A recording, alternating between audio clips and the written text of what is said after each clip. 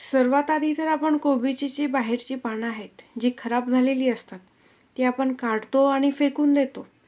आणि जी राहिलेली पानं आहेत, ती पानं आपण एक-एक पान वेगळं करतो आणि ते पान आपण स्वच्छ करतो. तर बाहेरची पानं काढून टाकायचं कारण पण एकच असतं, की जी पेस्टिसाइड्स आहेत आणि डिसइन्फेक्टंट असतात, त्याच्या संपर्कात ती आलेली असतात आणि त्याच्यात केमिकल जमा झालेलं असतं.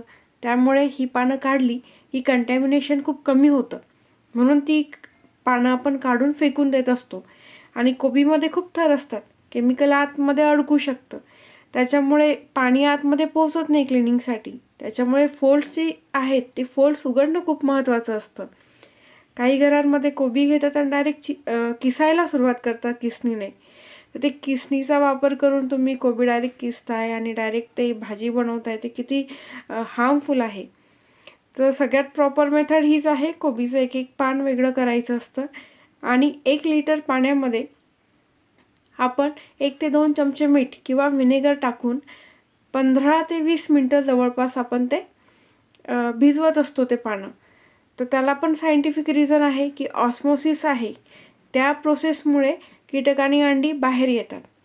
कारण व्हिनेगर आहे, व्हिनेगर बॅक्टेरिया कमी करतो आणि त्याच्यामुळे ही सगळ्यात महत्त्वाची स्टेप आहे. त्याच्यामुळे आपण मीठ किंवा व्हिनेगरचा आपण वापर करत असतो आणि त्याच्यात 15 ते 20 मिनटं भिजवून ठेवणं हे फार महत्त्वाचं आहे.